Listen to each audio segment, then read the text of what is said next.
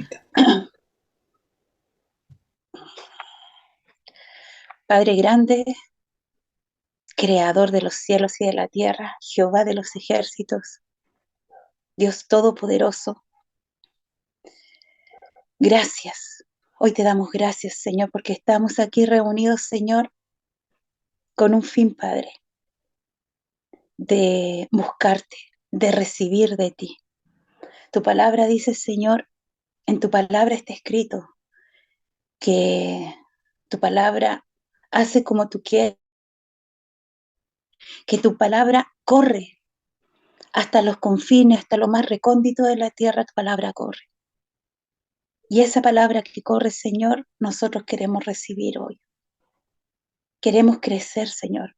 Queremos llenarnos de ti, recibir el verdadero maná, esa agua, el verdadero maná que es Cristo, esa agua que quita toda sed, que es Cristo. Queremos y necesitamos de ti para seguir adelante, porque te reconocemos que en ti está la vida y tú eres la vida. Queremos ser esos pámpanos que lleven fruto y mucho fruto en abundancia para ti, para ser realmente unos siervos útiles, cabales, ser unos mayordomos eficaces para el reino, para llevar las buenas nuevas que eres tú. Para eso llegamos ante ti y soy con ese corazón, Señor. Y te agradecemos, Señor, por esta instancia. Y Espíritu Santo, muévete con nosotros, así como los que estamos reunidos, los que no se han podido reunir y los que aún lo verán más adelante. Mueve, mueve, mueve, ministra. Haz esa hambre y esa urgencia de ti, pero no como carga, porque tu palabra dice que tu carga jamás es pesada, sino que es deleitosa y es fácil de sobrellevar en ti, Señor Jesucristo. Que sea, tu palabra dice que es deleitoso estar en tu palabra, comer de tu palabra, vivir en tu palabra. Es deleitoso, es bueno, es agradable y es perfecto porque es tu voluntad. Por eso, Espíritu Santo, mueve en nuestros cimientos, que sean realmente cimientos en Cristo, porque los necesitamos, porque Él es la vida, Él es la vida, y queremos estar arraigados, arraigados en Él. Espíritu Santo, te pido que tome nuestra mente, nuestras emociones, incluso todas las cosas que han pasado en esta semana, preocupaciones, eh, decisiones, carencias, un montón de cosas que están en nuestra mente y que queremos solucionar. Aplaca todo ello. Tu palabra dice que todo pensamiento sea llevado cautivo a Cristo y sea así ahora en cada uno de nosotros, en cada una de las personas sea así para que seamos como esa agua calma, para poder escucharte, para poder comer de ti, para poder ser una tierra ávida de ti, oh mi Rey y Señor. Así como te pido que prepares a nosotros nuestro sentido, nuestro entendimiento, nuestro razonamiento. También te pido que prepares a tu siervo que lleva este mensaje, esta enseñanza para edificarse a su propia vida y edificarnos a nosotros. Porque tu palabra jamás, jamás vuelve vacía.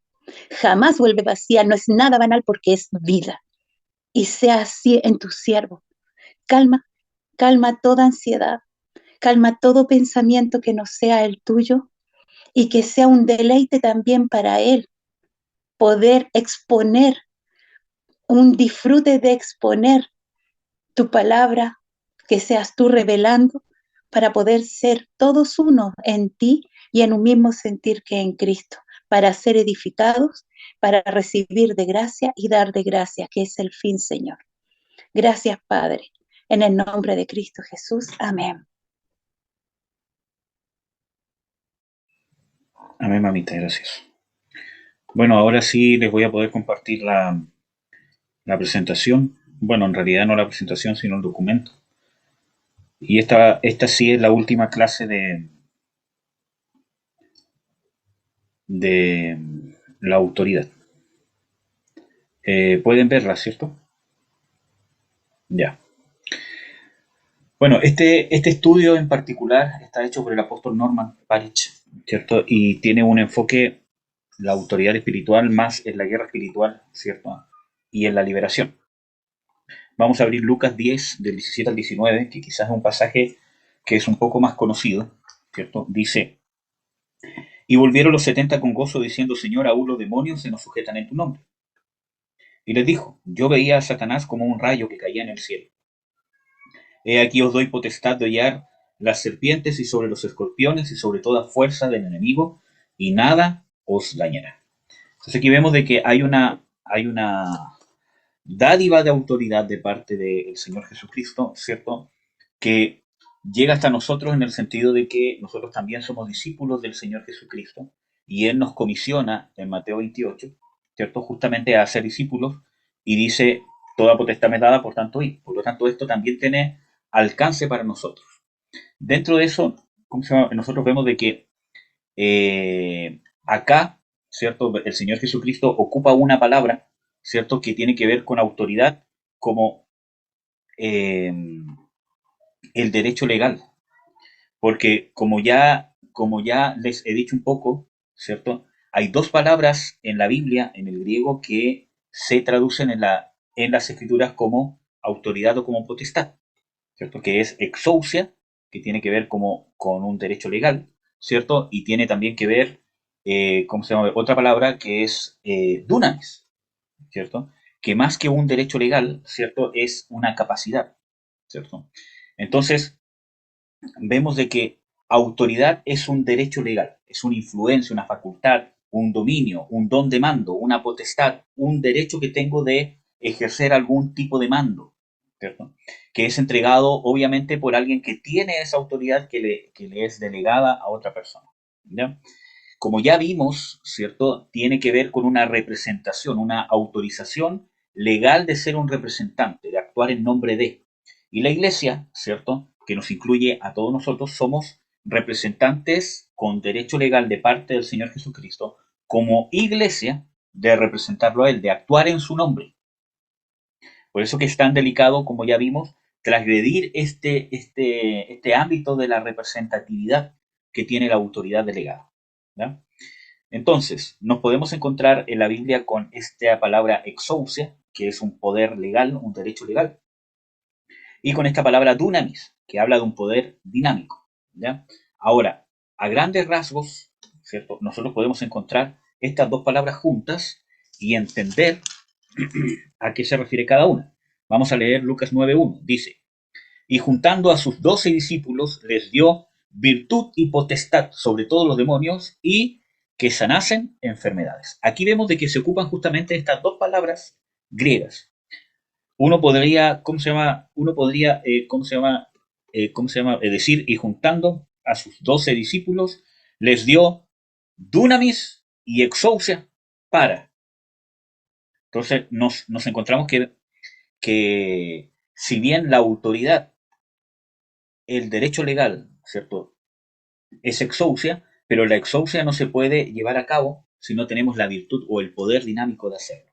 Y como ya hemos visto en este y en otros estudios, ¿cierto? Ese poder lo da la unción del Espíritu Santo. Sin el poder del Espíritu Santo no podemos ejecutar efectivamente la autoridad de exousia. ¿Dónde nos encontramos con esto, por ejemplo? En Juan 1, del 12 al 13, nos encontramos que los que han nacido de nuevo, los que han sido engendrados de Dios, los que le recibieron al Señor Jesucristo, los que creen en su nombre, tienen potestad, exousia, de ser llamados hijos de Dios. Sin embargo, nos encontramos en Hechos 1, ¿cierto? Donde el Señor Jesucristo dice, y recibiréis poder, dunamis, poder dinámico. Entonces vemos de que el creyente cuando nace de nuevo recibe autoridad de hijo y cuando recibe el bautismo en el Espíritu Santo tiene el poder para poder ejecutar esa autoridad de hijo de Dios aquí en la tierra. Ahora bien, eso no significa de que tenemos plena autoridad para hacer cualquier cosa. La autoridad, como ya vimos, en cierta manera es progresiva y va dependiendo de lo que yo vaya alcanzando. O sea, yo tengo autoridad de hijo de Dios, pero la Biblia también nos habla de que hay hijos que son niños, de que hay hijos que son herederos de todo, pero no difieren en nada de un esclavo. O sea, no tienen parte en la herencia hasta que alcancen cierto grado de madurez, independientemente que son hijos. ¿cierto? Y ya hemos conversado sobre eso. Entonces nos encontramos que desde un punto de vista general, en la vida del creyente, cuando nace de nuevo, tiene autoridad, ¿cierto? El tema está, tiene la confianza para que Dios deposite esa autoridad o Dios le confíe la ejecución de algún hecho en particular como hijo de Dios y actuar en su nombre, porque tiene la autoridad por el hecho de ser redimido, por el hecho de causa del Señor Jesucristo, pero no porque yo nazca de nuevo, por ejemplo, tengo autoridad para pastorear, o tengo autoridad para ejercer el ministerio profético, o tengo autoridad para ejercer el ministerio ¿cómo se llama? Apostólico. No por el simple hecho de nacer de nuevo, pero por el hecho de nacer de nuevo tengo potestad de alcanzar, de ser delegado por Dios para una función específica. Porque eso me lo da el nuevo nacimiento. Dios mismo me lo da. Tengo el potencial de alcanzar la autoridad según el propósito que Dios tiene para mí. Y también pasa lo mismo con el poder dinámico. Si bien cuando yo soy bautizado en el Espíritu Santo, ¿cierto? Soy lleno del poder de Dios para ser testigo, pero eso no me califica que tengo todos los dones necesarios activos ahí inmediatamente para ser pastor, por ejemplo. Necesito descubrirlos, desarrollarlos, ¿cierto? Etcétera, etcétera. Amén. Entonces, desde un punto de vista general, lo vemos como hijos. El nuevo nacimiento es la exousia, el bautismo en el Espíritu Santo es el dunamis. Pero en aspectos particulares, más específicos, especialmente en el servicio, en la administración, en la paternidad, en el matrimonio, en todas esas cosas, tengo que entender de que necesito, ¿cierto? Entender de que Dios me ha dado autoridad para hacer esas cosas, pero necesito el poder dinámico. Entonces, el origen de la autoridad o la procedencia, como ya vimos, en cierta manera, es Dios. ¿Cierto? ¿Cómo se llama? Y nosotros vemos de que el Padre es llamado Señor en la Biblia. Creo que eso es indiscutible, ¿cierto? Esa palabra Señor es un equivalente muchas veces de Jehová, ¿cierto? Es un equivalente al título, no es que signifique Jehová, es un equivalente de autoridad ilimitada, autoridad absoluta, de que ese título de Señor referido a Dios o referido también al Señor Jesucristo hace referencia a un señorío absoluto. Acuérdense que el mismo Señor Jesucristo es llamado Señor de señores y Rey de reyes. No es cualquier Señor.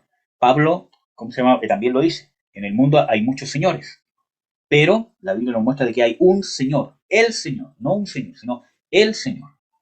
Entonces, eso nos muestra que es un título que la Biblia refleja, ¿cierto? La autoridad de señorío única de Dios. ¿Ya? El Hijo, como ya les dije, es Señor. La Biblia lo nombra Señor. Y por ende que tiene toda autoridad o toda potestad, ¿ya? Por el hecho de ser Dios. Ahora, la Biblia dice de que el Padre o Dios le hizo Señor y Cristo. ¿Ya? Y aquí hay un tema relevante que no sé si lo vimos tan profundamente en Cristología, pero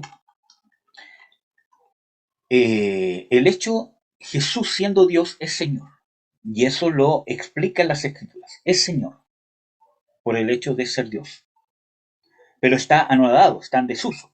En Filipenses 2, ¿cierto? Dice de que él no usurpó ser igual a Dios, ¿cierto? Como cosa a que aferrarse. ¿Ya? Entonces vemos de que no usó su título divino, ¿cierto? Para alcanzar a ser Señor de todas las cosas. Por eso que vemos de que es el Padre el que lo hace Señor. Pero lo hace Señor desde el punto de vista de la autoridad divina del señorío. Pero lo hizo Dios. ¿Por qué? Porque Jesucristo todavía está anonadado. Es Dios, pero como hombre necesitó que Dios lo hiciese Señor, para que se cumpliese lo que está en Filipenses 2, que no, que no usurpó o no quiso tomar de su título divino para alcanzar el señorío, sino que lo hizo por el camino que el Padre le estableció, que era humillarse, morir, descender, y él lo iba a exaltar hasta lo sumo. ¿Ya? Vemos también de que el Espíritu Santo es el Señor. En 2 de Corintios 3:17 dice de que eh, el Señor es el Espíritu. Y donde está el Espíritu hay libertad. Vemos ejemplos de este señorío aplicado por el Espíritu Santo cuando en la iglesia primitiva en Hechos Él manda, prohíbe, predicar incluso, o manda a que le aparten a Pablo, ¿cierto? Y, ¿cómo se llama? A Bernabé para el ministerio que Él los ha llamado. Entonces vemos de que hay un ejercicio de ese señorío. ¿Ya? Entonces, el origen de la autoridad, la fuente, es de Dios. Y como ya vimos, las escrituras dicen de que toda autoridad viene de Dios. No solamente las eclesiásticas, sino toda autoridad viene de Dios. En el sentido, por ejemplo, la autoridad de la paternidad viene de Dios incluso en personas que son mundanas. No porque Dios, cierto, en algún momento dado ponga las manos sobre la persona y digo te doy autoridad para ser papá, sino por el hecho de, como ya vimos, por el hecho creacional. ¿Cómo se llama? Hay que recordar de que cuando vimos Génesis 1, Dios dice y haré, ¿cierto? Al hombre a nuestra imagen y semejanza para que señoree, etcétera, etcétera. Entonces vemos de que eso nos hablaba de la delegación y de la, la capacidad creacional que le dio Dios. Porque el hombre puede ser padre y la mujer puede ser madre porque la capacidad natural, creacional que tiene no es propia. Yo no soy padre por mis propios méritos. Ahora, obviamente soy yo el que tengo la actividad sexual para ser papá, ¿cierto? Pero todo lo que conlleva mi cuerpo, mi sistema hormonal, el que yo sea un ser viviente, ¿cierto? No proviene de mí, sino del Creador, que es Dios. O sea, ahí ya vemos de que hay una autoridad. Y la delegación es la comisión que Dios le dio al mundo de multiplicarse, al ser humano. Amén. Bueno, lugar de autoridad, la diestra del Padre. Y creo que hemos, ¿cómo se llama? Hablado de esto. La diestra del Padre es un lugar de autoridad o el lugar de la autoridad que proviene de Dios, de la autoridad del señorío de Dios. La diestra del Padre no nos tenemos que imaginar que es un lugar literal, sino que es un lugar, cuando habla diestra del Padre, cuando yo lea en las escrituras diestra del Padre, tengo que pensar inmediatamente que, está diciendo de que el señorío absoluto de Dios. Entonces vemos de que Jesucristo está sentado a la diestra del Padre. Efesios 1, del 20 al 22, nos muestra de que Jesucristo, por el poder que lo resucitó, ¿cierto? Lo sentó a la diestra del Padre, sobre todo principado, sobre toda potestad, sobre todo señorío, y lo dio por cabeza a la iglesia. Amén. Entonces vemos de que está Jesucristo que esté a la diestra del Padre, es justamente esto mismo que habla, ¿cómo se llama? Filipenses, que lo exaltó hasta lo sumo. También lo dice, ¿cómo se llama? En Hebreos, ¿cierto? Que despreció la vergüenza y se sentó a la diestra del trono de Dios. Está hablando justamente de la exaltación de Jesús. ¿A qué lugar llegó exaltado? Al señorío, ¿cierto? Por eso que es el lugar de autoridad en la diestra del Padre. La iglesia está a la diestra del Padre. En Efesios 2, del 5 al 6, empieza hablando, ¿cierto?, de el nuevo nacimiento, que Dios, que es rico en misericordia, por su mucho amor con que nos amó, aún estando muertos en pecados, ¿cierto?, nos resucitó juntamente con Él y nos hizo sentar en los lugares celestiales juntamente con ¿quién? Con Cristo Jesús. Eso nos muestra que nuestra unidad con Jesucristo, en el nuevo nacimiento, cuando una persona nace de nuevo, es unida a Jesucristo en el sentido de que Jesucristo se une a Él. Lo que dice el mismo Señor Jesús, que dice, y vendré yo y mi Padre y haremos morada con Él. Y en los versículos que siguen en Juan, después dice, y enviaré al Consolador. Entonces, vemos de que cuando somos uno con Jesucristo, como somos uno, entonces estamos literalmente, nosotros estamos en los lugares celestiales juntamente con Cristo Jesús. ¿Y dónde está Cristo Jesús? Según Efesios 1, a la diestra del Padre, sobre todo principado, sobre todo señorío, sobre toda potestad. Entonces, esto nos muestra justamente desde otro punto de vista la delegación de autoridad que Jesús le da a la iglesia. Y la causa es el nuevo nacimiento. La causa es la unidad. La causa es la delegación. Y vemos de que también se cumple, en cierta manera, un tema de la autoridad que tenemos creacional y delegada. Al ser creados nueva criatura y que Jesucristo more en nosotros, como dice en Juan 17, cuando dice de que ellos sean uno, ellos en mí y yo en ellos, así como tú en mí, está hablando de una unidad. Y esa unidad, ¿cierto?, nos trae esta autoridad del nuevo nacimiento, de la nueva creación, la capacidad que nos da y estamos en ese lugar de autoridad. Y la delegación del Señor Jesucristo cuando nos encontramos con pasajes como por ejemplo en Juan 20, 21 O en Mateo 28, ¿cierto? Que nos encontramos directamente con esta delegación de autoridad. Por tanto, id, etcétera, etcétera. Es una comisión. Ahora, también nos encontramos, y aquí me voy a detener un poco más, con que los vencedores están en ese lugar de autoridad. Vamos a abrir Apocalipsis. Apocalipsis 3:21. Dice, al que venciere, yo le daré que se siente conmigo en mi trono, así como yo he vencido y me he sentado con mi Padre en su trono. Y aquí tenemos otro aspecto relevante porque hay un trono de Dios. No como lo pinta la Iglesia Católica y muchas veces lo cree la Iglesia Evangélica también, que cree de que hay un trono del Padre y al lado, a la diestra, hay otro trono más chiquitito donde está sentado Jesús. Pero la Biblia nos muestra que desde el punto de vista divino hay un trono. ¿Y dónde se sentó Jesús? En el trono de mi Padre. Entonces uno dice, ¿cómo es posible? O sea, está el Padre sentado y Jesús está sentado en sus piernas. Entonces eso nos muestra de que el trono no es algo físico, es un lugar de autoridad divino. Cuando se habla del trono de Dios es porque es la autoridad, el gobierno, el reinado, el dominio de Dios. Como dice el Salmo 103, Jehová en los cielos estableció su trono y su reino domina sobre todos. Cuando habla de cielos, tampoco está hablando de un lugar físico, sino que el trono de Dios está en una dimensión superior y domina sobre todo lo que está para abajo. Establece de que cuando está hablando en ese sentido de cielo, ¿cierto? Está hablando del nivel espiritual divino. Amén. Entonces, ¿Jesús dónde se sentó? En el trono del Padre. ¿Y dónde se sentarán los vencedores? Apocalipsis 3:21. Al que venciere yo le daré que se siente conmigo en mi trono. No en otro trono al lado mío, sino se va a sentar en mi trono. Así como yo he vencido y me he sentado en el trono de mi Padre. Entonces, el trono del Padre es el trono del Hijo. Y en el trono del Hijo se van a sentar ¿quiénes? Los vencedores.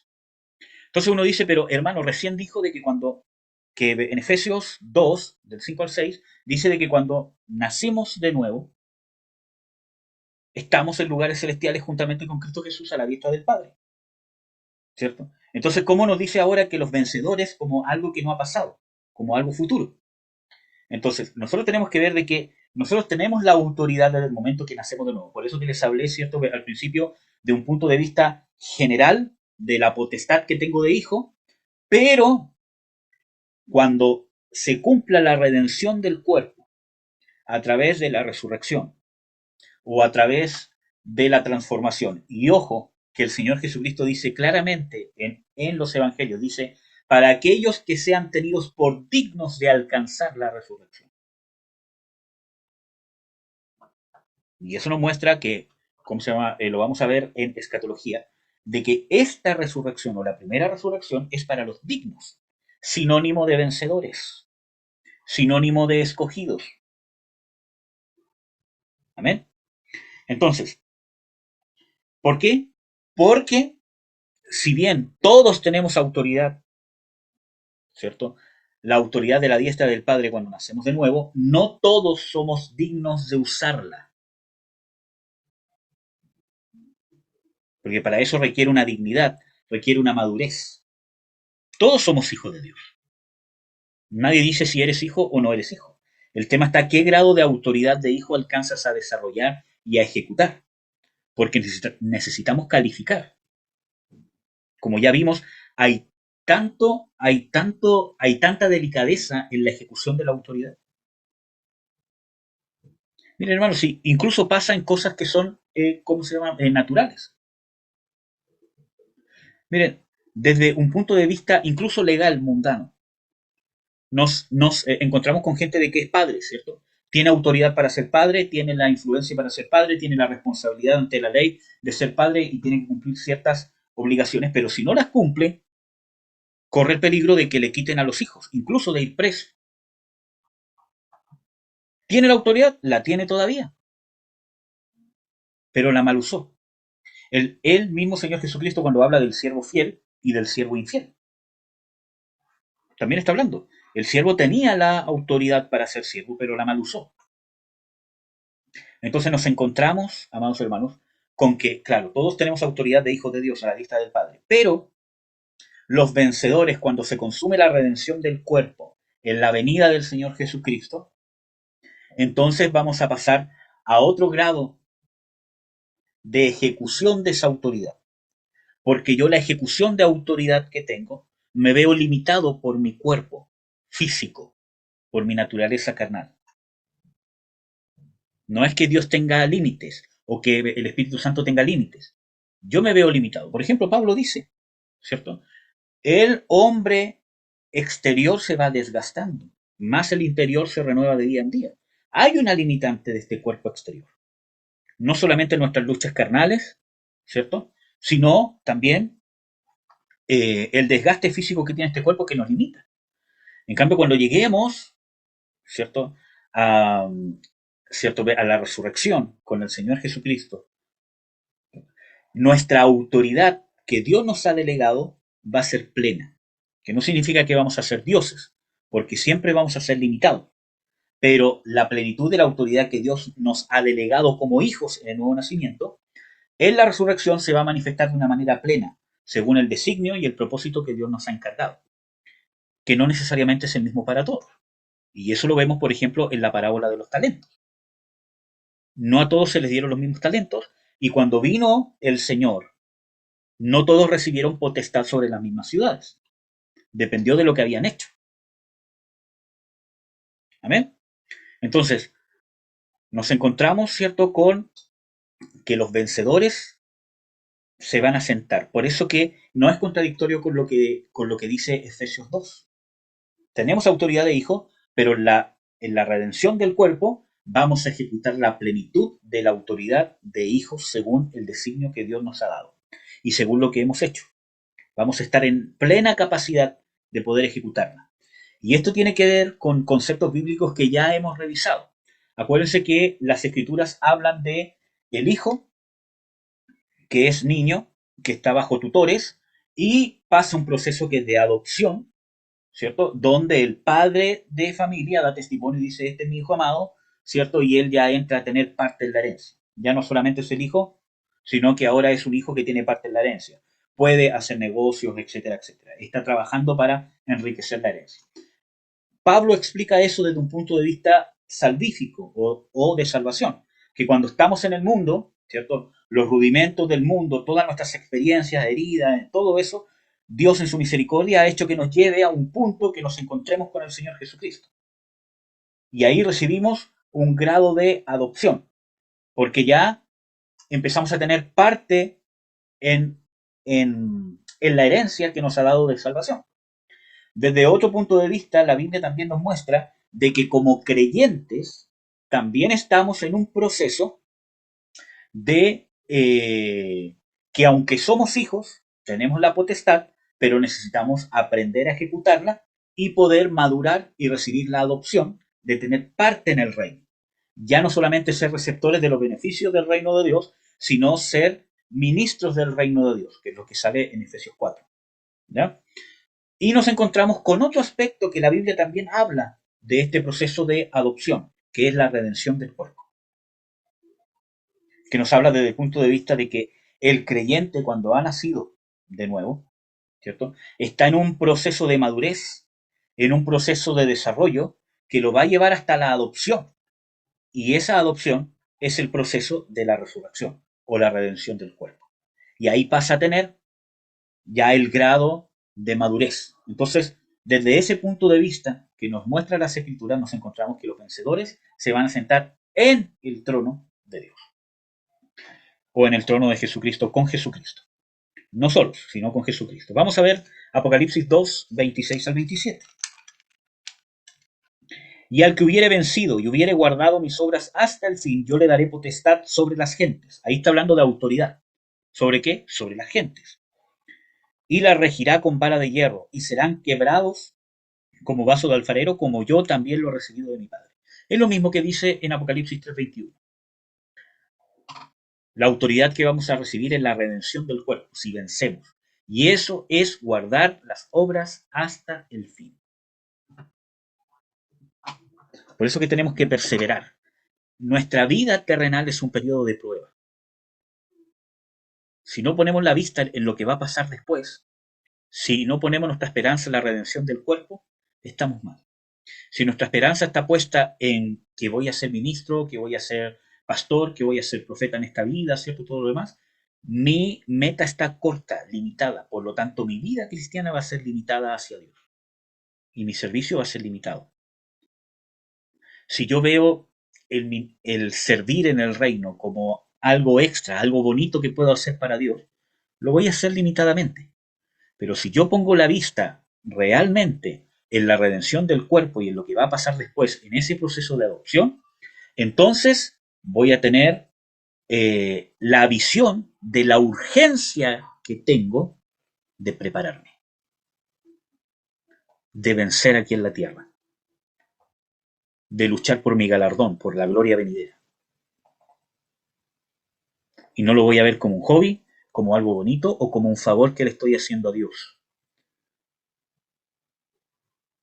Porque cuando me haga sentir mal, servir, por cualquier motivo, lo voy a dejar de lado. Porque no va a ser mi prioridad, porque mi vista va a estar limitada. Ahora, les voy a mostrar un pasaje que no está acá, que quizás en algún momento hemos hablado. Hace mucho tiempo creo que hablé de esto. Vamos a ir al libro de Daniel.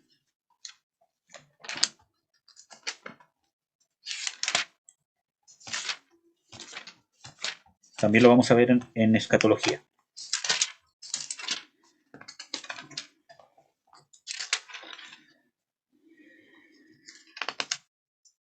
Daniel,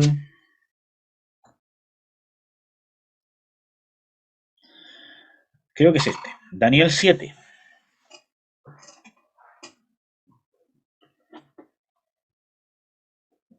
Aquí está. Daniel 7:13.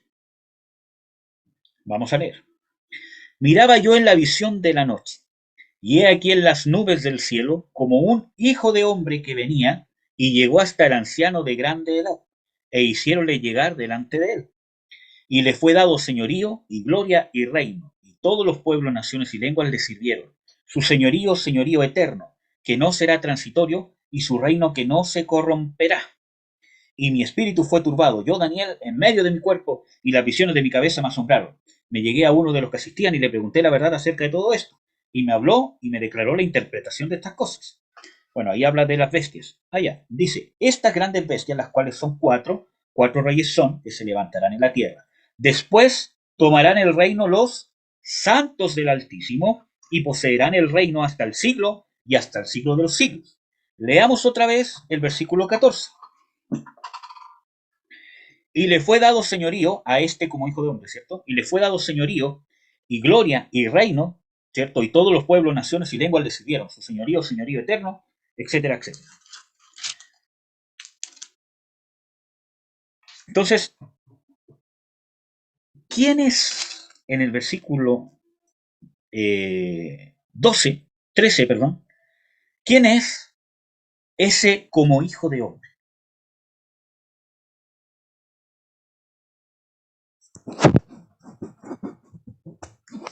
Hablen, hablen.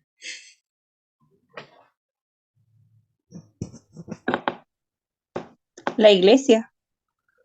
La iglesia. Lo que la mayoría cree es que es Jesús. Pero resulta que cuando el ángel explica la visión, en ningún momento nombra al Hijo de Dios. ¿Quién es el anciano de días entonces? Cristo. Vamos a ver. Vamos a ver.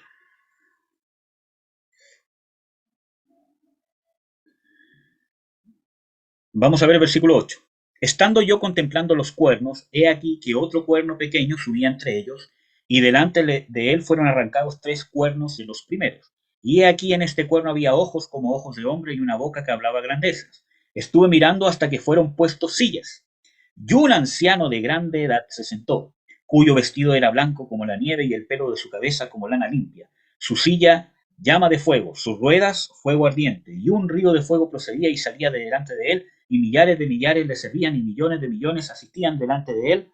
El juez se sentó y los libros se abrieron. ¿Quién es el juez?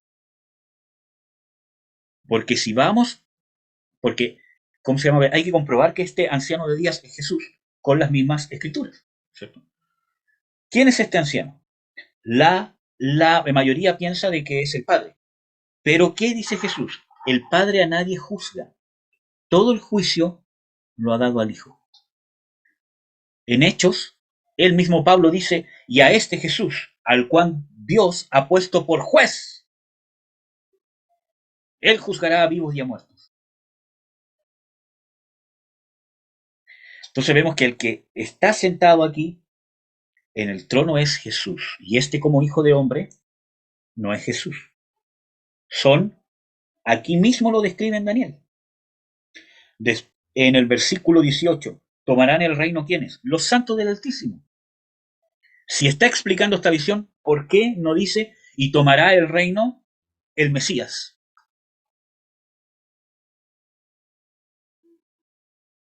¿Tomará el reino qué? Los santos del Altísimo. Y vamos a ver qué más dice.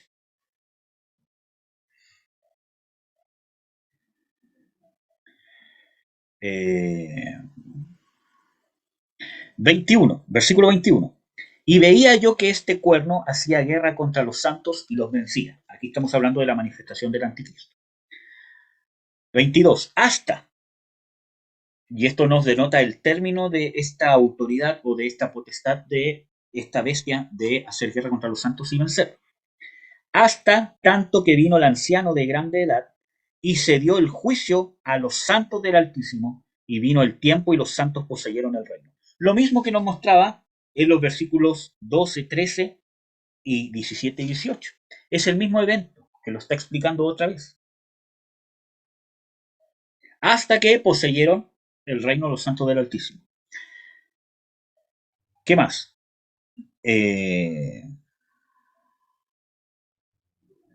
Versículo 26, habla lo mismo. Está hablando del mismo evento. Pero se sentará el juez, que es Jesús, y le quitarán su señorío para que sea destruido y arruinado hasta el extremo, y que el reino y el señorío y la majestad de los reinos debajo de todo el cielo sea dado al pueblo de los santos del Altísimo, cuyo reino es reino eterno, ¿cierto? Y todos los señoríos le servirán y obedecerán. Entonces, vemos de que aquí lo dice claramente. Manifestación del anticristo, guerra contra los santos, llega Jesucristo, se sienta como juez, que no significa que él no sea juez, sino que cuando habla de sentarse, no es literal, aunque quizás sí haya un momento que uno lo vea literalmente que se sienta, pero realmente no está hablando de algo literal, sino que se dispone a ejercer los juicios. Cuando vemos de que se sentó a juzgar, es porque se está disponiendo a ejecutar los juicios. Nosotros ya vimos en la doctrina del juicio eterno que aunque se habla de un juicio, no se tiene que entender como un solo evento. Entonces aquí está haciendo referencia a que, o está haciendo énfasis al juicio contra la bestia y al juicio redentor de los que fueron atribulados por esta bestia. Un juicio condenatorio y un juicio compensatorio de darles el reino. Amén. Entonces, por eso que en Apocalipsis 3:21 y Apocalipsis 2:26 al 27 Jesús dice, el que venciere, le daré que se siente en mi trono como yo me he sentado en el trono de mi Padre. Es lo mismo que dice Daniel, el mismo evento, que se va a llegar por medio de la redención del cuerpo. Amén, hermano. ¿Tienen alguna pregunta con esto? ¿O algún comentario? Ya. Vamos a seguir. Uso de la autoridad. Primero para edificación. Nosotros ya lo cierto hemos visto de que Pablo dice claramente de que está dispuesto a usar de la autoridad que Dios le ha dado, que ciertamente es para edificación y no para destrucción. Y no solamente lo nombra una vez. ¿Ya? Y es importante, la verdadera autoridad edifica y la falsa autoridad destruye. No significa de que van a haber cosas que en la ejecución de la autoridad aparentemente van a ser causas de daño.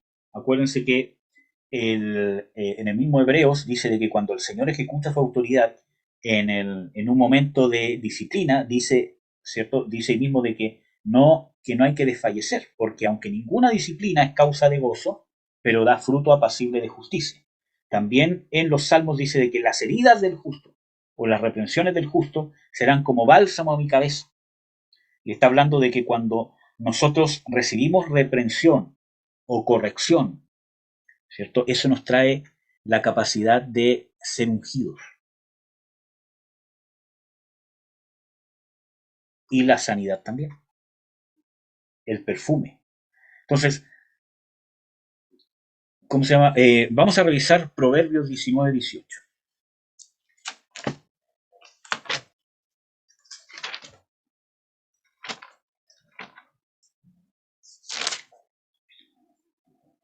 Castiga a tu hijo en tanto que hay esperanza, mas no se excite tu alma para destruirlo. Y aquí vemos un ejemplo del uso de la autoridad, ¿cierto? De que quizás puede llevar castigo, pero no destruye. Amén. Y destruir es arruinar. Nosotros vemos de que Dios hizo esto con Job. Acuérdense que en el último capítulo de Job dice de que Jehová había traído todo ese mal contra Job. Pero vemos de que no lo destruyó. Estaba sosteniéndolo de su mano. Y fue muy terrible, ¿no? Claro que fue terrible. Pero cuando el propósito se cumplió, Dios le habló, Dios se le manifestó y lo restauró. ¿Ya?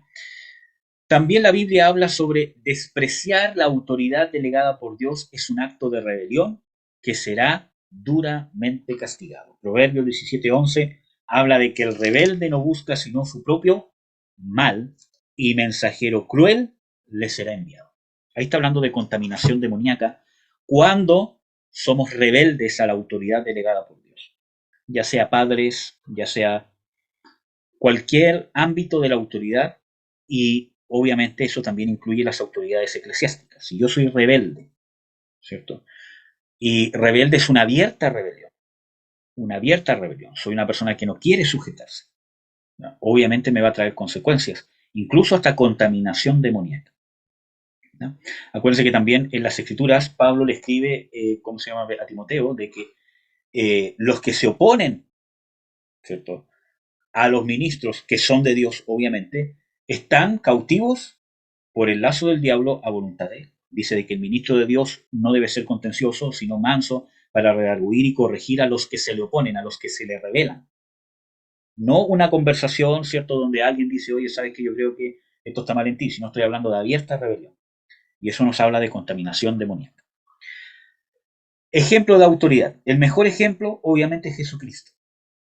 Durante su vida terrenal o su ministerio terrenal, Jesucristo tenía autoridad sobre el pecado. No vamos a revisar todos los pasajes bíblicos, pero nosotros nos encontramos con pasajes como por ejemplo cuando el Señor Jesucristo sanó al paralítico que los amigos lo bajan del techo, ¿cierto? Dice, ve, tus pecados te son perdonados. ¿Cierto? Él dice, para que veáis que el Hijo del Hombre tiene autoridad sobre los pecados, ¿cierto? A ti te digo, levántate, toma tu lecho y anda. Entonces vemos de que Jesucristo dice en muchas oportunidades que tiene autoridad sobre el pecado. Sobre la enfermedad, vemos cómo sanó a la mujer de flujo de sangre, a la persona de manos secas, ¿cierto? Y al cojo de Bethsaida. Incluso, ¿cómo se llama? Le preguntan a él, ¿con qué autoridad haces estas cosas? Entonces vemos de que realmente el Señor Jesucristo tiene autoridad durante su vida terrenal y aún, obviamente, sobre el pecado, sobre la enfermedad, sobre los demonios. Los demonios se le sometían. Y obviamente sobre la muerte. No solamente porque él dijo de que es la resurrección y la vida, sino porque resucitó, ¿cierto? A la hija de Jairo, a Lázaro y al hijo de la viuda de Naín, cuando iba en el ataúd, ¿cierto? También sobre la naturaleza. Vemos de que cuando él iba en la barca, ¿cierto? Y había una tormenta, ¿cierto? Él le ordena al mar y al viento que cesen y cesaron, ¿ya?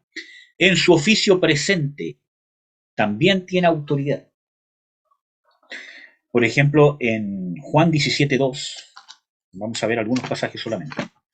Juan 17:2 dice: como le has dado la potestad de toda carne para que dé vida eterna a todos los que le diste. ¿Tiene autoridad para qué? Sobre toda carne, para dar vida eterna. Por eso que nosotros podemos nacer de nuevo. ¿Amén? Porque el Señor Jesucristo tiene esa autoridad de darnos esa vida eterna. Vamos a leer otro pasaje, Hebreos 2, del 5 al 9, que creo que nos van a aclarar aún más este concepto. Hebreos 2, del 5 al 9. Dice: porque no sujetó a los ángeles el mundo venidero, del cual hablamos. Testificó empero uno en cierto lugar, diciendo: ¿qué es el hombre para que te acuerdes de él? O el hijo de hombre para que le visites. Tú, que le hiciste un poco menor que los ángeles, le coronaste de gloria y de honra, y le pusiste sobre todas las obras de tus manos, sobre todas las cosas, y todas las cosas las sujetaste debajo de sus pies, porque en cuanto le sujetó todas las cosas, nada dejó que no sea sujeto a él. Mas aún no vemos que todas las cosas le sean sujetas. Pero vemos, coronado de gloria y de honra, por el padecimiento de muerte, a aquel Jesús que es hecho un poco menor que los ángeles, para que por gracia de Dios gustase la muerte por todos. Entonces vemos que tiene autoridad, ha sido coronado de gloria y de honra, para que gustase la muerte por todos. Vamos a leer un último pasaje. Primera de Corintios 15, 25 al 28.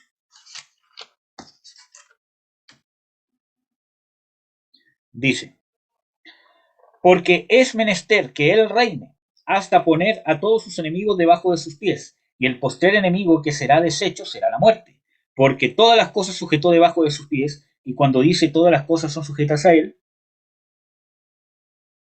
claro está, exceptuando a aquel que le sujetó a él todas las cosas. Mas luego que todas las cosas le fuesen sujetas, entonces también el mismo Hijo se sujetará al que le sujetó a él todas las cosas, para que Dios sea todas las cosas en todos. Entonces vemos de que en su oficio presente, ¿cierto?, como intercesor, como juez, como rey, como sacerdote principalmente, él todavía tiene autoridad. O sea, tiene autoridad. ¿No? Ahora, condiciones que nosotros tenemos que tener para poder ejercer o tener autoridad. Nosotros tenemos que ver de que, les vuelvo a reiterar, desde que uno nace de nuevo, tiene potestad de ser hecho hijo de Dios. Tengo el potencial de ejecutar la autoridad. Una cosa es tener la autoridad o la capacidad de ejercer una autoridad porque tengo el derecho a hacerlo, y la otra es estar capacitado para hacerlo. Amén. O que Dios me lo delegue. Primero, obediencia y sujeción.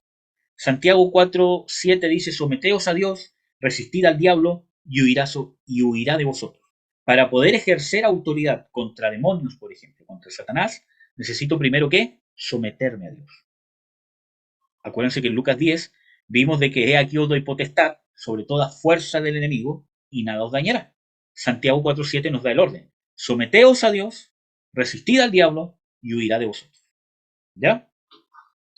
Vamos a ver Mateo 8, del 5 al 9.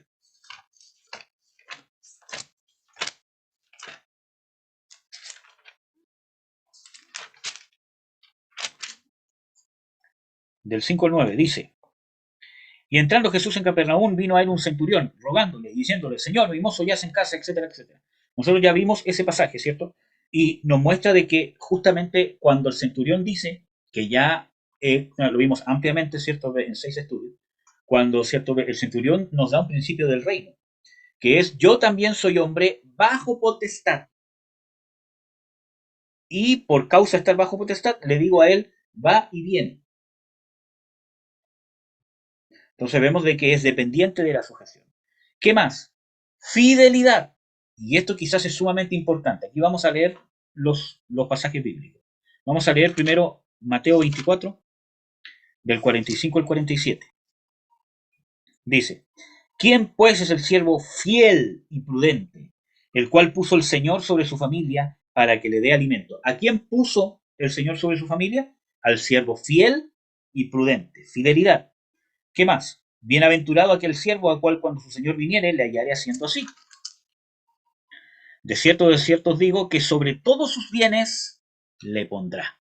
Al que es fiel y prudente y permanece así, y cuando viene su Señor le halla siendo fiel y prudente, lo va a poner sobre todos sus bienes. Y ahí tenemos el grado de autoridad que tenemos eh, como hijos de Dios en desarrollo en este cuerpo limitado, a la autoridad que va a ser mucho mayor cuando venga la redención del cuerpo.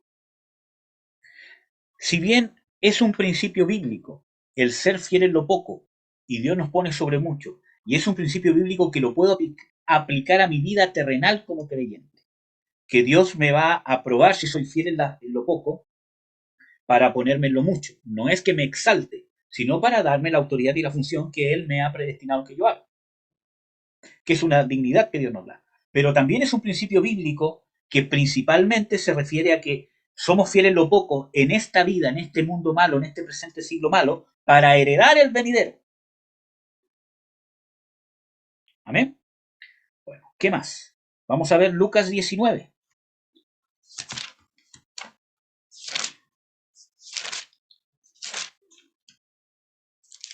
Lucas 19, 17.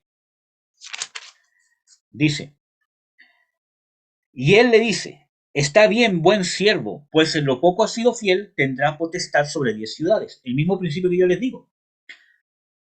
Miren, hermanos, está bien, en nuestro proceso, en nuestro desarrollo como hijos de Dios, si somos fieles en lo poco, Dios nos va a poner sobre mucho, en el ámbito del llamado, del ministerio que quizás voy a ejercer, etcétera, etcétera. Pero principalmente este principio se aplica a que si somos fiel en lo poco, en el sentido de estando limitados en este cuerpo carnal, y con todas las luchas que hay, somos fieles y perseveramos hasta el fin, como lo veíamos en Apocalipsis 3 y en Apocalipsis 2, ¿cierto? Se nos va a dar lo mucho. Y a esto se refiere también, si no sois fieles en lo ajeno, en este presente siglo malo, donde el Dios de este siglo es el diablo, ¿quién os dará lo que es vuestro? Cuando se manifieste el siglo venidero, donde Jesús es el rey. Amén. Ya. Y el versículo 19 dice, también a este dijo, tú también sé sobre 5 ciudades. Entonces vemos que hay una dependencia de lo que yo hice con mi autoridad aquí en la tierra. Fidelidad con lo que Dios me ha dado, conforme a la fe que tengo y a la capacidad que tengo. Si Dios me ha dado un don, bueno, lo voy a usar con fidelidad, con prudencia. ¿Qué más? Servicio. Condiciones para tener autoridad. ¿Qué más? Servicio. Mateo 20, 25 al 28.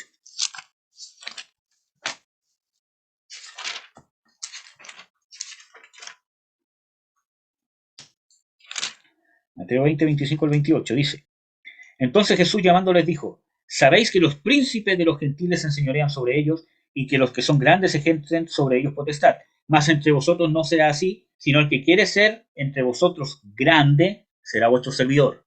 Entonces, ¿qué necesito para tener autoridad? Ser un servidor. ¿Qué más? El que quiere entre vosotros ser el primero será vuestro siervo. Como el Hijo del Hombre no vino para ser servido, sino para servir y para dar su vida en rescate por muchos. Amén. Creo que queda claro. Vemos aquí ejemplos, por ejemplo, Josué. Josué fue siervo de Moisés. Era el que Moisés tenía para los mandados. ¿Y terminó qué? Terminó siendo el que introdujo al pueblo de Israel en la tierra prometida. Al mismo que el mismo Dios le dijo, como estuve con Moisés, estaré contigo. Solo que te esfuerces y seas valiente en guardar aquesta ley, cierto, que le di a mi siervo Moisés. Amén. Eliseo también fue siervo de Elías. Pese a que Eliseo, y ojo, pese a que Eliseo lo ungió como su sucesor, no ejerció inmediatamente como profeta en lugar de Elías. Estuvo al servicio de Elías años. Y cuando Elías fue llevado, ¿cierto?, en el carro de fuego, ahí recién Eliseo ejerció esa, que uno podría decir, cierto grado de sustitución como profeta. Pero primero fue siervo, le servía. ¿Ya? Entonces, obediencia, fidelidad, servicio. ¿Qué más? Victoria sobre Satanás. Vamos a ver, Apocalipsis. Bueno, en Lucas 10, del 17 al 20, que es el pasaje que vimos al principio, creo que, ¿cómo se llama? Lo dice claramente, ¿cierto? Que los discípulos que habían llegado donde el Señor Jesucristo llegaron gozosos porque aún los demonios se les sujetaban en su nombre. Habían experimentado que ellos habían vencido a Satanás. Bueno, vamos a ver Apocalipsis 2. Yo creo que son los mismos que ya habíamos leído. 26 al 27. Al que hubiere vencido y hubiere guardado mis obras hasta el fin, le daré potestad sobre la gente. Aquí nos muestra un principio, que es que si yo venzo, tengo autoridad. Pero vamos a verlo más derechamente en Apocalipsis 12, para que veamos que tenemos que vencer a Satanás para tener autoridad. Vamos a ver.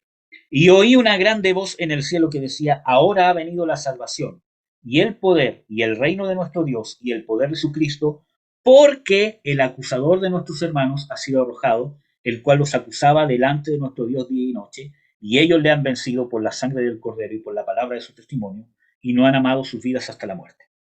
Nos encontramos que, ¿por qué vino, aunque esto es un hecho escatológico, pero por qué viene el poder, la potestad, la autoridad? Porque ahí está Eusousia y Dunamis. ¿Por qué viene el reino, el poder y la autoridad a nuestra vida de parte de Dios? Porque nosotros vencemos al acusador. ¿Cómo? Por medio de la sangre del Cordero, de la palabra de nuestro testimonio y no amar nuestra vida hasta la muerte. Que creo que no es necesario que les explique qué es lo que significa eso, porque lo hemos visto ampliamente. ¿Amén? Entonces, el ejemplo de la autoridad es Jesús. Como Él aplicó su autoridad, es como la tenemos que aplicar nosotros. Y las condiciones para tener autoridad es obediencia o sujeción, que ya vimos qué significa sujeción, que es responsabilidad del que se sujeta a sujetarse, fidelidad, servicio, victoria sobre Satanás. Tenemos que vencer a Satanás en nosotros mismos. El mismo Señor Jesucristo, antes de ejercer su ministerio públicamente, tuvo que vencer a Satanás en el desierto. ¿Amén? ¿Cuánto más nos queda a nosotros? ¿Amén, hermano? ¿Tienen alguna pregunta o algún comentario que quieran hacer? ¿No? Amén, hermanos. Eso. Vamos a orar para concluir. Amén. Padre, en el nombre de Jesús, te bendigo, te doy las gracias por poder estar reunidos, Señor, en este estudio. Yo te ruego, Señor, que todo lo que hemos visto en estos 7 largos estudios de la autoridad, tú lo puedas seguir trayendo, Señor, a nuestra vida, lo puedas seguir trayendo a nuestro corazón. Yo te ruego, Señor, que obres en nosotros para que podamos entender la relevancia que tiene esto para nosotros, Señor, y lo importante que es que lo estudiemos y que lo apliquemos. Llénanos de tu autoridad para que podamos ejercer todo lo que está en tu corazón, para lo cual nos has destinado y predestinado. Todo lo que anhela tu corazón que nosotros logremos ser y hacer. Todo lo que nos quieres dar, todo lo que nos quieres hacer partícipes. Espíritu Santo, perfecciónanos, límpianos, háblanos, guíanos para poder alcanzar esa autoridad. Te pido, Señor, que nos ayudes a ser obedientes, a ser fieles hasta el final, perseverantes hasta el fin, a tener un corazón de siervo, no por alimentarnos a nosotros mismos, sino realmente un corazón de siervo que quiere servir a los demás, no para sacar o obtener un provecho personal. Y también danos la victoria sobre Satanás en nuestras luchas y en cualquier área de contaminación demoníaca o de opresión demoníaca en que estemos siendo atacados o quizás vencidos. Te lo ruego, Señor, en el nombre de Jesús. Amén. Amén, amados. Pensaba, porque la autoridad, por ejemplo, con los dones, hay un esfuerzo de uno, pero hay un esfuerzo que es para, con el fin de multiplicar los dones, para reconociendo siempre que es el Señor el que está ejecutando lo que ese esfuerzo también es guía del Señor, no es realmente de mi propia fuerza. No sé si se entiende bien. claro, lo que sí, yo creo, escúchame, al punto que va, pero también hay un tema de lo que nosotros hacemos. Por ejemplo, yo, a ver, ¿cómo podríamos decirlo? Dios es el que me fortalece, Dios es el que me sustenta, el que me da sabiduría, el que me da dirección. Pero es mi capacidad, es mi esfuerzo de poder mantenerme en esa condición. Me la da Dios, Claro, porque es por gracia, pero Dios me la da y yo la administro. Por eso que Pablo dice de que somos administradores, o en otras sí, versiones dice somos mayordomos. El mismo Señor habla de el siervo fiel y prudente, o de el mayordomo fiel y prudente, al cual el Señor puso sobre su casa. Entonces, vemos de que, claro, Dios nos delega la autoridad, pero como nosotros la ejecutamos, ahí está el libre albedrío, claro, porque de la cual somos responsables. Entonces, ahora, eso se ha malinterpretado en muchas maneras, porque se cree de que Dios te da una autoridad y que la delegación es que Dios se desentiende.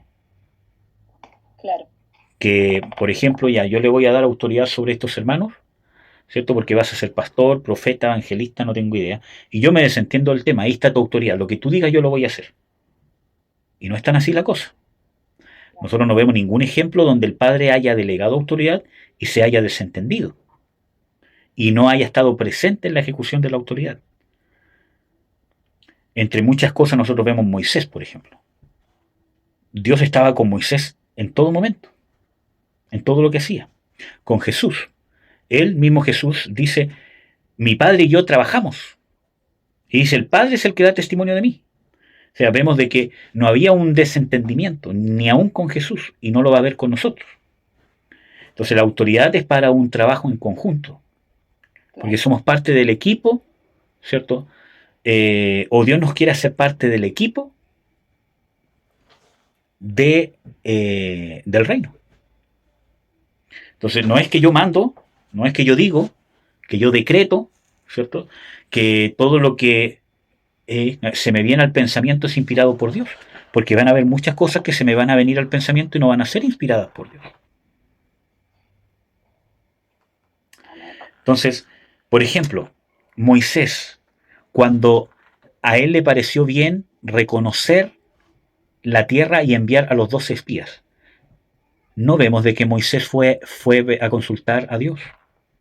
Dice que a él le pareció bien y los envió. ¿Para qué? ¿Para qué enviar 12 espías?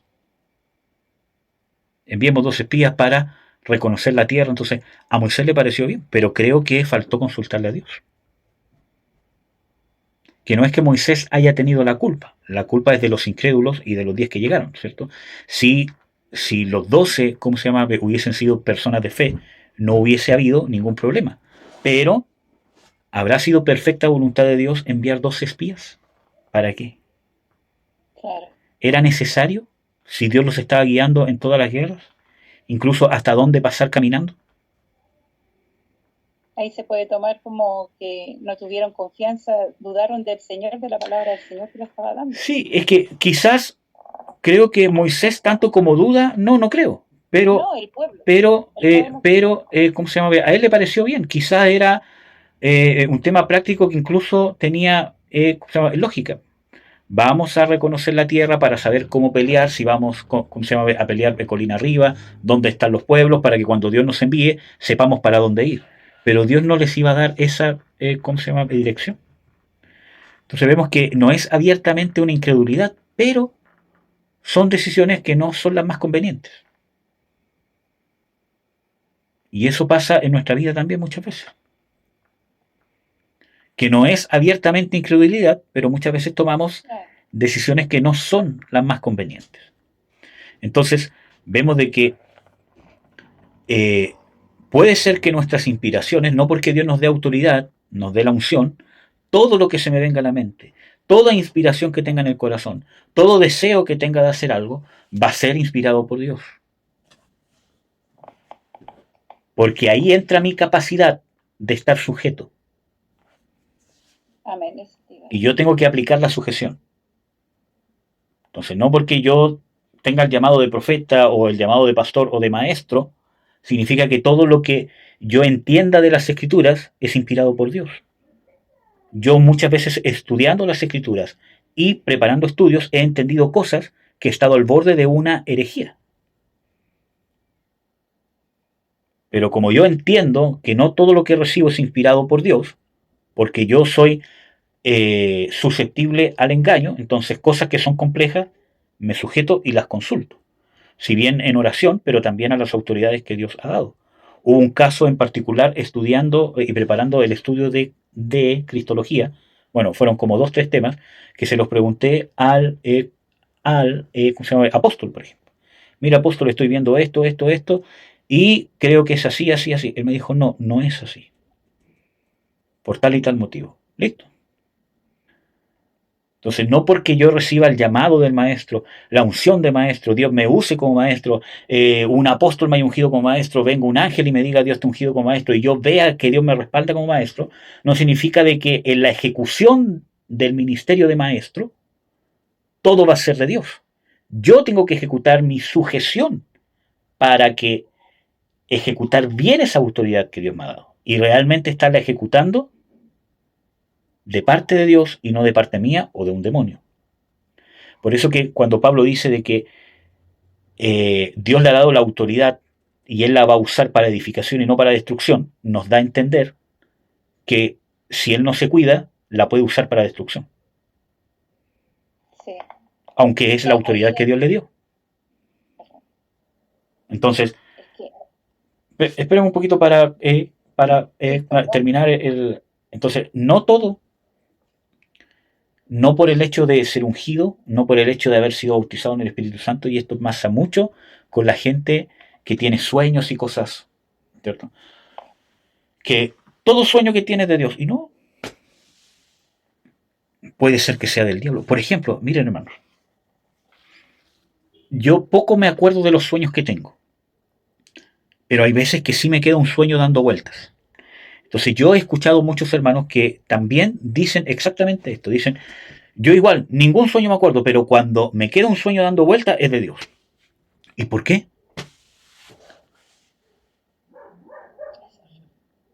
¿Por qué? Porque quedó dando vueltas en tu mente. Muchas veces yo he tenido sueños dando vueltas por 3 razones. Porque es un sueño muy potente que quizás lo recibí en cierto estado de dormir que me quedó dando vueltas y fue tan impactante que me quedó dando vueltas durante días. Y fue un sueño natural. Porque comí mucho en la noche, porque estoy con estrés, estoy con ansias por algo que va a pasar, etcétera, etcétera. O muchas veces ha sido un sueño demoníaco. Y me queda dando vuelta y no es un sueño de Dios, es un sueño que fue inspirado por un demonio para desviarme, para... Y otras veces sí ha sido un sueño de Dios. Son pocos los sueños que me quedan dando vueltas, pero no todos los que me han quedado dando vueltas son de Dios. Entonces, yo no puedo usar cábalas. Si el sueño me queda dando vueltas es de Dios, listo. ¿Por qué? Tengo que comprobarlo. Tengo que orarlo. Tengo que ver si realmente es de Dios, analizar el sueño en sí mismo, pedir consejos si es que es algo importante. Yo muchas veces termino desestimando los sueños.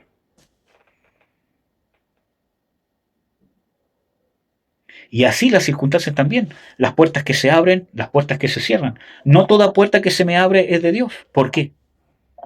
Es que se me abrió la puerta. Y cuando se me abre una puerta es de Dios. ¿Y por qué?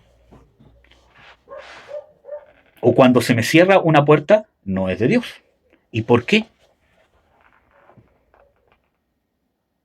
Pablo fue perseguido predicando. Él podría haber usado ese principio que muchos usan. Se me cerró la puerta aquí, quieren matarme, me odian, así que me voy. ¿Cuánta gente no hubiese recibido el Evangelio? Pero él perseveró.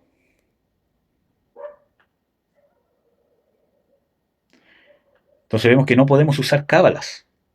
Por eso que la autoridad conlleva mi responsabilidad de sujeción. tengo la autoridad de parte de Dios. Pero si yo no me estoy sujetando, puedo ejecutar la autoridad que Dios me dio, pero no como Dios quiere que la ejecute. Por eso vimos el tema de la representatividad, de la imagen y de la sujeción. Eso.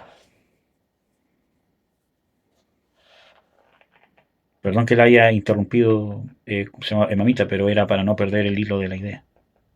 No, no te preocupes. Si era justamente, te iba a decir lo último que dijiste. Te iba a decir justamente que si uno no está sujeta primera, sometida, como decía la palabra, sometida a Dios, sometido uno con otro, a la autoridad, y en busca siempre, buscando continuamente eso, es fácil, puede ser, o sea, es fácil caer en errores y llevado a falsas, incluso a cometer hasta herejías o dar consejos que realmente no son la voluntad de Dios, ni siquiera Dios lo mandó a decir.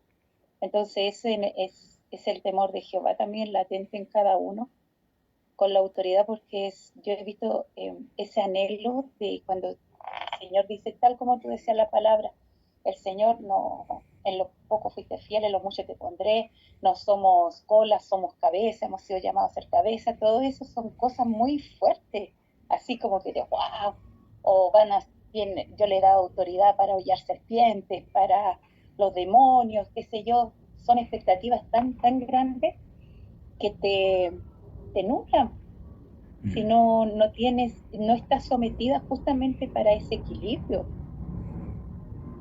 Y Dios o sea, Cristo lo hace con los ejemplos de los apóstoles cuando le piden que cuando la mamá va también y le dice de que su hijo fueran sentados uno a la diestra y otro a la izquierda en el trono. Y no tenía idea de lo que estaba pidiendo, o sea, el grado de... Entonces son muchas cosas que uno ve, esas cosas que dice, vamos, luchemos. Y este tema de la autoridad debería ser algo tan, así como en la cristología, algo impartido, realmente, porque se evitarían mucho daño, porque no hay entendimiento. A mí, como dice el Señor, mi pueblo perece por falta de entendimiento, no de conocimiento, de entendimiento, porque el conocimiento uno puede leer, tener mucho conocimiento, pero si no tengo el entendimiento del Señor, no lo puedo aplicar y no puedo desarrollar ese conocimiento de la mano del Señor, bajo la autoridad del Señor, y de esa manera, la única manera de mantenernos es con la sujeción, con el sometimiento, para no arrancarnos y ponerlo los pies así bien puestos. Yo creo que si no fuera así, no sé qué sería. Eso, sí, tal cual tú dices, eso es lo que más me ha llevado del cuidado y de ser, como decía Pablo, voy con temor y temblor, porque él entendió, sin haber estado con Cristo, eso a mí me impacta mucho, el peso de Cristo en su vida, del cuidado de lo que iba a hablar, o sea, ¿por quién iba a hablar? Amén, mamita. Amén, mamita. Así que eso. ¿Algún comentario, Franco? ¿Algún insulto? No. Igual. Ya, hermano. Por ahora.